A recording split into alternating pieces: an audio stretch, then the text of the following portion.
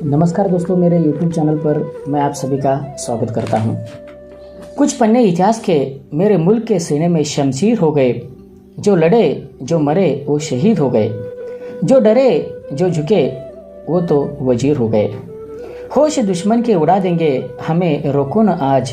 दूर रह पाए जो हमसे, दम कहाँ मंजिल में है। जिस्म भी क्या जिस्म है, जिसमें न हो खून ये जुनून। क्या लड़े तूफान से, जो कश्ती ये साहिल में है। सरफरोशी की तमन्ना अब हमारे दिल में है। देखना है जोर कितना, बाजुए कातिल में है, बाजुए कातिल में है। नमस्कार, जय हिंद, वंदे मातरम। भारत माँ के सच्चे सपूतों को याद करने के लिए हम कारगिल दिवस मनाते हैं। हर साल 26 जुलाई को उन शहीदों को याद में ये मनाया जाता है जिन्होंने कारगिल युद्ध में अपने देश के लिए लड़ते हुए अपने प्राणों का बलिदान दे दिया और वीर गति को प्राप्त हो गए। दोस्तों, ऑपरेशन विजय के जरिए भारत ने पाकिस्तान को करारा जवाब दिया था। 26 जुलाई 1999 को कारगिल युद्ध में भारत के करीब 500 जवान शहीद हुए, लेकिन उनकी वीरता की कहानियां आज भी सुनाई जाती है। इन्हीं जवानों में से एक रिटायर फौजी दिगेंद्र सिंह भी है। राजस्थान के सीकर में रहने वाले दिगेंद्र ने कारगिल वार में पाकिस्तान फौज का डटकर सामना किया था। इन्होंने 48 पाकिस्तानियों को मारकर तिरंगा फहराया था। 1999 में भारतीय सेना ने पाक के नापाक मंसूबों का मुंह तोड़ जवाब दिया था। मई से जुलाई 1999 के बीच करीब 2 महीने तक ऑपरेशन विजय के नाम से चले कारगिल युद्ध में पहली जीत फौजी दिगेंद्र सिंह ने दिलवाई थी। नायक दिगेंद्र कुमार महावीर चक्र विजेता है।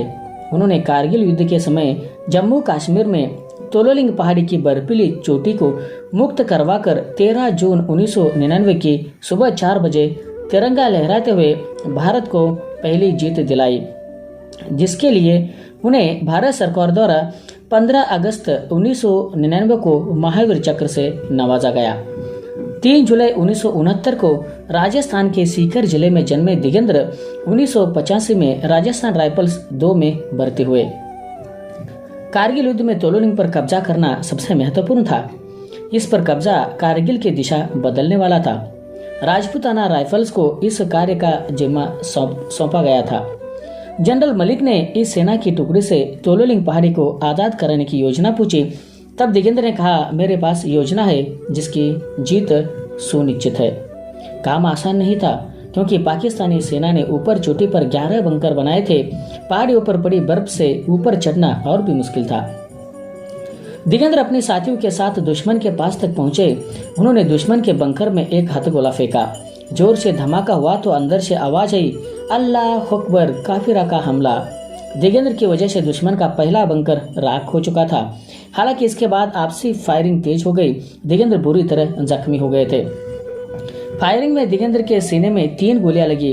कुल 5 गोलियां लगी। एक पैर बुरी तरह जख्मी हो गया था। एक पैर से जूता गायब और पैंट खून से सन गया। दिगेंद्र ने हिम्मत नहीं हारी, बहते हुए खून को रोका। दिगेंद्र ने अकेले 11 बंकरों में 18 हथगोले फेंके और उन्होंने सारे पाकिस्तानी बंकरों को नष्ट कर दिया। इसी दौरान दिगेंद्र को पाकिस्तानी मेजर अनवर खान नजर आया। झपट्टा मारकर अनवर पर कूद पड़े और उसका सिर काट दिया।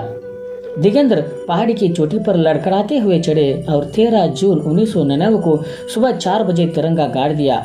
युद्ध के बाद दिगेंद्र सिंह को राष्ट्रपति डॉक्टर KR नारायण ने महावीर चक्र से नवाजा था। दिगेंद्र को इंडियन आर्मी से बेस्ट कोबरा कमांडो के रूप में भी जाना जाता है। 47 साल के दिगेंद्र सिंह 2005 में रिटायर हुए थे। और दोस्तों, ऐसे ही दूसरे वीर है कैप्टन विजयंत थापर। ऐसा कहा जाता है, वीरता केवल मैदान जंग की मोहताज नहीं है, पराक्रम गोली बंदूक की गुलाम नहीं है। हाँ, जब वो परिस्थितियां आती है तो शौर्य और भी निखर कर आता है। ऐसे ही वीर थे कैप्टन विजयंत थापर। उन्होंने अपने एक डायरी में कुछ नियम लिखकर रखे हुए थे। इतनी छोटी सी उम्र में इन नियमों को कानून समझकर उनका पालन करते थे विजयंत। मैं हमेशा अपने देश का झंडा बुलंद रखूंगा। मैं मौत के बाद अपनी आंखें दान करूंगा। मैं सिगारेट, शराब, मांस और अंडों का सेवन नहीं करूंगा। मैं कभी अपनी आंखों में नहीं गिरूंगा। मैं एक बच्चों को गोद लूंगा। मृत्यु से पहले मैं राम को याद करूंगा। इतना ही नहीं, छोटी सी उम्र में बड़े सपने देखने का शौक था भारत माँ के इस सच्चे सपूत को, और अपने देश की रक्षा के लिए प्राण न्यौछावर करने के लिए सदैव तत्पर रहते थे विजयंत। शहीद होने से पहले उन्होंने खत में लिखा था, मेरा यह खत जब तक आपके पास पहुंचेगा मैं आप सबको आसमान से देख रहा होगा। अगर मैंने फिर मनुष्य का जन्म लिया तो एक बार फिर सेना में भर्ती होकर देश के लिए लड़ना चाहूँगा। नई पीढ़ी को इस कुर्बानी के बारे में बताना चाहिए। पापा, माँ, आपको गर्व होना चाहिए।